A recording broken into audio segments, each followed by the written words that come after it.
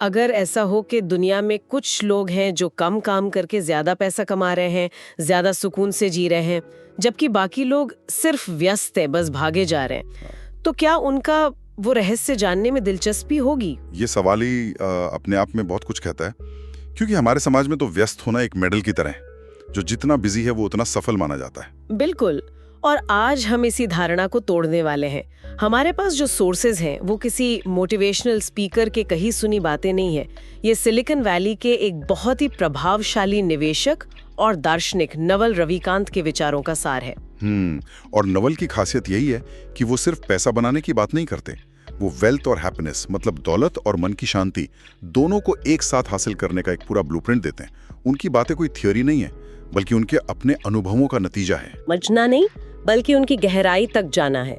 और खास तौर पे ये देखना कि क्या उनके ये अमेरिकी सिलिकॉन वैली वाले सिद्धांत भारत जैसे देश में, जहां एक सुरक्षित नौकरी, सामाजिक दबाव, ये सब बहुत ज्यादा है, वहां काम कर सकते हैं? ये एक बहुत जरूरी सवाल है। चलिए इसी की तह तक जाते हैं। ठीक है, तो पहला नियम जो सोर्सेज में सबसे ज्यादा जोर देकर बताया गया है वो है पैसा समय बेचकर नहीं, वैल्यू बनाकर आता है। अब ये सुनने में तो अच्छा लगता है, लेकिन भारत में तो 90% लोग सैलरी पर ही काम करते हैं। हम सब अपना समय तो बेच रहे हैं। तो क्या इसका मतलब है कि वो सब कभी अमीर नहीं बन पाएंगे? ये एक बहुत ही प्रैक्टिकल सवाल है। लेकिन नवल ये नहीं कह रहे कि नौकरी करना गलत है। वो एक मानसिकता की, एक माइंडसेट की बात कर रहे हैं। जो पारंपरिक मॉडल है वो है समय बराबर पैसा। आप 8 घंटे काम करते हैं, आपको 8 घंटे के पैसे मिलते हैं। इसमें आपकी कमाई हमेशा सीमित रहेगी। दिन में 24 घंटे होते हैं ना। नवल कहते हैं कि इस समीकरण को तोड़ना होगा। आपको कुछ ऐसा बनाना होगा जो आपके लिए तब भी काम करे जब आप सो रहे हों। यानी कि पैसिव इनकम की बात हो रही है, जैसे कोई किताब लिख दे या कोई ऐप बना दे। हाँ, लेकिन ये सिर्फ उतना ही नहीं है। ये स्केलेबिलिटी के बारे में है, मतलब पैमाने को बड़ा करने की क्षमता। सोर्सेज में एक यूट्यूबर का उदाहरण है। उसने एक वीडियो एक बार बनाया, लेकिन उसे लाखों लोग देख सकते हैं। उसकी कोई अतिरिक्त मेहनत नहीं लगती। आपने मेहनत एक बार की, पर उसका फायदा आपको लगातार मिल रहा है। आप समय नहीं, बल्कि एक प्रोडक्ट या एक सिस्टम की वैल्यू बेच रहे हैं। एक सामान्य नौकरी करने वाला व्यक्ति इस मानसिकता को कैसे अपना सकता है? बहुत अच्छा सवाल। वो भी कर सकता है। मान लीजिए कोई सेल्स में काम करता है, वो अपना समय बेच रहा है। लेकिन अगर वो अपनी सेल्स की तकनीक पर एक ऑनलाइन कोर्स बना दे या एक ऐसा ट्रेनिंग सिस्टम डिजाइन कर दे जिसे कंपनी के नए लोग इस्तेमाल कर सकें, तो उसने अपनी स्किल को एक स्केलेबल प्रोडक्ट में बदल दिया। उसने एक एसेट बना दिया जो उसके बिना भी वैल्यू क्रिएट कर रहा है। सोच में बदलाव यहीं से शुरू होता है। तो ये सोच का बदलाव है कि मैं सिर्फ काम न करूं, बल्कि एक एसेट बनाऊं। ठीक है, तो अगर किसी को एसेट बनाना है तो उसके पास कोई खास हुनर भी तो होना चाहिए। और मुझे लगता है कि यहीं पर नवल का दूसरा नियम आता है, विशेष ज्ञान, मतलब स्पेसिफिक नॉलेज सीखो। पर ये विशेष ज्ञान है क्या? ये कॉलेज की डिग्री से अलग है। ये डिग्री से बिल्कुल अलग है, और शायद आज के दौर में ज्यादा जरूरी भी। नवल के अनुसार विशेष ज्ञान वो है जो आपको जुनून और जिज्ञासा से मिलता है, जिसे स्कूल में सिखाया नहीं जा सकता। ये आपकी अपनी रुचियों और अनुभवों का एक यूनिक मिश्रण है। जैसे किसी को क्रिकेट का जुनून है और उसे डेटा एनालिसिस में भी मजा आता है। इन दोनों को मिलाकर वो क्रिकेट एनालिटिक्स का एक्सपर्ट बन सकता है। ये उसका विशेष ज्ञान है। इसे कोई आसानी से कॉपी नहीं कर सकता। एग्जैक्टली। लेकिन हमारे देश में तो एक बिल्कुल उल्टी गंगा बहती है। यहाँ तो जुनून को छोड़कर उस चीज के पीछे भागा जाता है जिसमें स्कोप हो। Engineering, medical, MBA। यहाँ तो माँ बाप कहते हैं कि जुनून वुनून सब ठीक है, पहले एक डिग्री ले लो ताकि नौकरी लग जाए। इस माहौल में कोई अपना विशेष ज्ञान कैसे खोजे और उस पर भरोसा कैसे करे? आपने भारतीय समाज की दुखती रग पर हाथ रख दिया है। और यहीं पर नवल की सोच क्रांतिकारी हो जाती है। वो कहते हैं कि जिस चीज को सिखाया जा सकता है उसे ऑटोमेट भी किया जा सकता है, या कोई और उसे आपसे कम दाम में कर सकता है। आपकी डिग्री आपको दौड़ में शामिल तो कर देगी, लेकिन जिताएगा आपका विशेष ज्ञान ही। इसे खोजने का कोई सीधा फॉर्मूला नहीं है। सोर्सेस के मुताबिक आपको देखना होगा कि बचपन से आपको किन चीजों में मजा आता था, कौन सा काम आप खेल खेल में कर लेते थे। अक्सर हमारा विशेष ज्ञान वहीं छिपा होता है। ठीक है, मान लिया किसी ने अपना विशेष ज्ञान पहचान भी लिया, पर सिर्फ ज्ञानी होना तो काफी नहीं है। उस ज्ञान को बड़े पैमाने पर फैलाना भी तो जरूरी है, जैसा आपने पहले कहा था। यहीं पर शायद नवल का तीसरा नियम, लेवरेज का इस्तेमाल करो, सबसे ज्यादा काम आता है। बिल्कुल, आपने दोनों नियमों को एकदम सही तरीके से जोड़ दिया है। विशेष ज्ञान आपकी गाड़ी का इंजन है, तो लेवरेज उसका टर्बो बूस्टर है। बिना लेवरेज के आपका ज्ञान कुछ ही लोगों तक रहेगा, लेकिन लेवरेज के साथ आप लाखों लोगों तक पहुंच सकते हैं। है ना? हाँ, वो कहते हैं कि पुराने जमाने में लेवरेज का मतलब था श्रम, मतलब लेबर, और पूंजी मतलब कैपिटल। लेकिन आज के डिजिटल युग में दो नए और ज्यादा शक्तिशाली लेवरेज आ गए हैं जो किसी के लिए भी उपलब्ध हैं। पहला है कोड, यानी सॉफ्टवेयर या टेक्नोलॉजी, और दूसरा है मीडिया, मतलब कंटेंट जैसे यूट्यूब, पॉडकास्ट।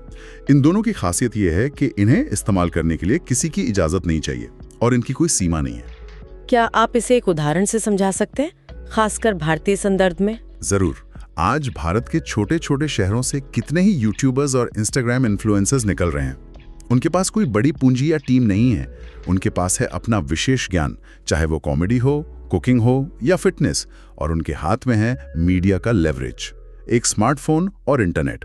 वो एक वीडियो बनाते हैं जो उनके सोते हुए भी उनके लिए काम करता है, ऑडियंस बनाता है, प्रतिष्ठा बनाता है, और अंत में उनके लिए पैसा भी कमाता है। यही है बिना इजाजत वाला लेवरेज। उन्होंने समय और पैसे के सीधे संबंध को तोड़ दिया है। बिल्कुल। ठीक है, तो हमने समझ लिया कि हमें वैल्यू बनानी है, उसके लिए विशेष ज्ञान चाहिए और उसे फैलाने के लिए लेवरेज। लेकिन ये सब रातों रात तो नहीं होगा, इसमें तो समय लगेगा, मेहनत लगेगी। और मुझे लगता है यहीं पर नवल का चौथा नियम, लंबी अवधि का खेल खेलो, पूरी तस्वीर को पूरा करता है। आपने बिल्कुल सही पकड़ा। ये इन सब टुकड़ों को जोड़ने वाला गोंद है। नवल का साफ कहना है, जल्दी पैसा मतलब जोखिम भरा पैसा। जो भी गेट रिच क्विक स्कीम्स होती हैं वो अक्सर दूसरों को अमीर बनाने के लिए होती हैं, आपको नहीं। असली दौलत भरोसे, प्रतिष्ठा और रिश्तों से बनती है, और इन सब चीजों में समय लगता है। लेकिन ये बात आज की स्टार्टअप कल्चर से थोड़ी अलग नहीं लगती, जहां move fast and break things का मंत्र चलता है? क्या लंबी अवधि की सोचने वाले आज की तेज रफ्तार दुनिया में पीछे नहीं रह जाएंगे? ये एक आम गलतफहमी है। लंबी अवधि का खेल खेलने का मतलब धीरे चलना नहीं है। इसका मतलब है कि आप जो भी कर रहे हैं वो दूर की सोच के साथ कर रहे हैं। आपके रिश्ते लेन देन वाले नहीं, बल्कि भरोसेमंद हो। आपकी प्रतिष्ठा ऐसी हो कि लोग आंख बंद करके आपके साथ काम करना चाहें। सोर्सेज में नवल एक बहुत अच्छी बात कहते हैं, लंबी अवधि के खेल में सभी इनाम अंत में मिलते हैं। ये कंपाउंडिंग का सिद्धांत है। कंपाउंडिंग तो हम पैसों के मामले में सुनते हैं, जैसे इन्वेस्टिंग में। आप इसे रिश्तों और प्रतिष्ठा पर कैसे लागू कर रहे हैं? सोचिए, जब आप किसी के साथ सालों तक ईमानदारी से काम करते हैं तो आपका रिश्ता मजबूत होता जाता है। लोग आप पर भरोसा करने लगते हैं। ये भरोसा ही आपकी सबसे बड़ी पूंजी है। भारत जैसे देश में जहां व्यापार आज भी काफी हद तक रिश्तों पर चलता है, एक अच्छी प्रतिष्ठा बनाने में सालों लगते हैं, लेकिन यह आपको वो अवसर दिला सकती है जो पैसा भी नहीं दिला सकता। ये है प्रतिष्ठा की कंपाउंडिंग। ये एक ऐसा एसेट है जो कोई आपसे छीन नहीं सकता। ये बहुत गहरी बात है। लेकिन ये सब करने के लिए लेवरेज इस्तेमाल करने, लंबा खेल खेलने, एक चीज की सबसे ज्यादा जरूरत है, ऊर्जा और मानसिक स्पष्टता। अगर सेहत ही ठीक नहीं है तो ये सब बातें तो बस किताबी ज्ञान रह जाएंगी, है ना? बिल्कुल। और इसीलिए नवल का 5वां नियम शायद सबसे बुनियादी है, स्वास्थ्य ही सबसे बड़ी दौलत है। वो कहते हैं अगर आपका शरीर ही खराब है तो बैंक में पड़ा करोड़ों का बैलेंस भी बेकार है। ये कोई फिलॉसफी नहीं, ये एक प्रैक्टिकल बिजनेस एडवाइस है। मुझे ये बात बहुत अच्छी लगी कि सोर्सेज में अच्छी नींद, व्यायाम और साधारण भोजन को सिर्फ अच्छी आदतें नहीं बल्कि प्रोडक्टिविटी बूस्टर कहा गया है। हमारे यहाँ तो देर रात तक काम करने और कम सोने को मेहनत का प्रतीक माना जाता है। हाँ, और ये एक बहुत ही खतरनाक सोच है। नवल इस पर बहुत जोर देते हैं। जब आप थके हुए होते हैं तो आप घटिया फैसले लेते हैं। आपका दिमाग रचनात्मक तरीके से नहीं सोच पाता। आप शॉर्ट टर्म सोचते हैं। एक स्वस्थ शरीर और शांत दिमाग आपको बेहतर निर्णय लेने की क्षमता देता है, और दौलत अंत में आपके फैसलों की गुणवत्ता का ही नतीजा है। असल में जिम में बिताया गया 1 घंटा शायद सबसे अच्छा निवेश है। यानी बाहर की दुनिया का खेल जीतने के लिए पहले अपने अंदर का खेल जीतना जरूरी है। और मुझे लगता है कि ये बात हमें सीधे नवल के 6ठे नियम पर ले आती है, जो पैसे से भी आगे की बात है। खुशी एक स्किल है, एक कौशल है। ये तो उस पूरी सोच को ही चुनौती देता है कि पहले पैसा कमा लूं, फिर खुश रहूंगी। ये शायद नवल की सबसे गहरी और सबसे मुश्किल शिक्षा है। हम सब एक हेडोनिक ट्रेडमिल पर दौड़ रहे हैं। हमें लगता है कि अगला प्रमोशन, अगली कार या अगला घर हमें खुशी देगा। वो देता भी है, पर सिर्फ कुछ दिनों के लिए। फिर हम वापस अपनी पुरानी मानसिक स्थिति में आ जाते हैं। नवल कहते हैं कि असली खुशी बाहर की चीजों से नहीं, बल्कि अंदर से आती है। ये एक मांसपेशी की तरह है जिसे आप ट्रेनिंग दे सकते हैं। लेकिन इसे ट्रेन कैसे किया जाए? क्या इसका कोई तरीका है? सोर्सेस के मुताबिक इसका तरीका है अपनी सोच को बदलना, जैसे अपनी उम्मीदों को कम करना। खुशी और कुछ नहीं, बल्कि वास्तविकता और आपकी उम्मीदों के बीच का अंतर है। दूसरा तरीका है तुलना करना बंद करना। सोशल मीडिया के जमाने में ये बहुत मुश्किल है। और तीसरा, सबसे शक्तिशाली तरीका है वर्तमान में जीना सीखना, न कि अतीत के पछतावों में या भविष्य की चिंताओं में। ये सुनने में थोड़ा आध्यात्मिक लगता है, लेकिन इसमें एक गहरा मनोवैज्ञानिक सत्य भी है। अगर आप स्वाभाविक रूप से शांत और खुश हैं, तो आप सफलता के पीछे हताशा में नहीं, बल्कि एक खेल की तरह भागते हैं। आपका दिमाग बेहतर काम करता है। सही कहा। एक शांत दिमाग ही बड़े और मुश्किल फैसले ले सकता है। तनाव और डर में लिए गए फैसले अक्सर गलत होते हैं। तो इस तरह खुश रहना सिर्फ एक अच्छा एहसास नहीं, बल्कि अमीर बनने के लिए एक जरूरी टूल भी है। वाह! तो पैसा, स्वास्थ्य, खुशी, इन सबको एक साथ कैसे साधा जाए? मुझे लगता है कि इसका जवाब नवल के आखिरी और 7वें नियम में है। अपना जीवन अपने नियमों पर जियो। ये इन सभी नियमों का सार है। ये प्रामाणिकता के बारे में, ऑथेंटिसिटी के बारे में। और शायद ये नियम हम भारतीयों के लिए समझना और अपनाना सबसे मुश्किल है। हमारे यहाँ तो पैदा होने से पहले ही तय हो जाता है कि बच्चा बड़ा होकर क्या बनेगा। पूरा जीवन दूसरों की उम्मीदों पर खरा उतरने में निकल जाता है। लोग क्या कहेंगे, ये हमारे देश का सबसे बड़ा रोग है। ऐसे में कोई अपने नियम कैसे बना सकता है? यह बहुत ही मुश्किल है, लेकिन नवल कहते हैं कि यही असली आज़ादी है। इसका मतलब ये नहीं है कि आप अपने परिवार या समाज की इज्जत ना करें। इसका मतलब है कि आप खुद के प्रति ईमानदार रहें। आप सफलता को खुद परिभाषित करें। क्या आपके लिए सफलता का मतलब मुंबई में एक बड़ा अपार्टमेंट है या अपने गांव में एक शांत जीवन? जब आप दूसरों की परिभाषाओं के हिसाब से जीते हैं, तो आप उनकी रेस दौड़ रहे होते हैं, अपनी नहीं। और आप किसी और की रेस में कभी जीत नहीं सकते। तो अमीर बनना गलत नहीं है, लेकिन ये सवाल पूछना ज्यादा जरूरी है कि मैं अमीर क्यों बनना चाहती हूँ और कितना पैसा मेरे लिए काफी है। बिल्कुल। जब आप अंदर से प्रेरित होते हैं, जब आप वो काम करते हैं जो आपके लिए सच में मायने रखता है, तो वो काम बोझ नहीं लगता, वो खेल बन जाता है। और जब आप खेल रहे होते हैं, तो आप अपना सर्वश्रेष्ठ प्रदर्शन करते हैं। तब सफलता और संतुष्टि दोनों एक साथ आते हैं। तो अगर हम पूरी चर्चा को समेटें, तो एक बहुत ही दिलचस्प तस्वीर उभरती है। नवल के नियम अलग अलग नहीं है, बल्कि एक दूसरे से जुड़े हुए हैं। ये एक पूरा जीवन दर्शन है। हाँ, ये एक चेन की तरह है। अपने जुनून से विशेष ज्ञान खोजो। उस ज्ञान को फैलाने के लिए लेवरेज का इस्तेमाल करो। इस प्रक्रिया पर भरोसा रखो और लंबी अवधि का खेल खेलो।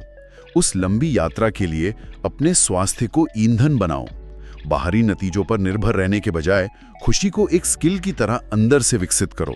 और ये सब करते हुए अपनी दिशा खुद तय करो, यानी अपने नियमों पर जियो। यह पारंपरिक सफलता की परिभाषा से बिल्कुल अलग है।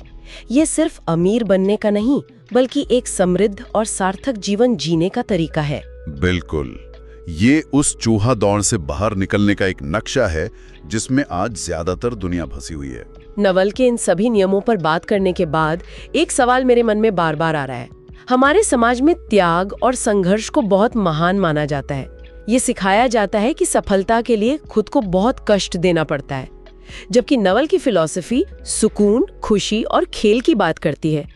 तो सोचने वाली बात यह है कि क्या सफलता का हमारा पारंपरिक भारतीय मॉडल आज भी प्रासंगिक है, या हमें नवल की तरह सोचने की जरूरत है, जहां दौलत और सुकून दुश्मन नहीं बल्कि हमसफर। अगर आपको ये वीडियो पसंद आया हो तो इसे लाइक कीजिए, शेयर कीजिए और सब्सक्राइब करना ना भूलिए, क्योंकि हम हर हफ्ते लाते हैं ऐसी किताबों की समरी जो आपकी सोच और जिंदगी दोनों बदल सकते हैं।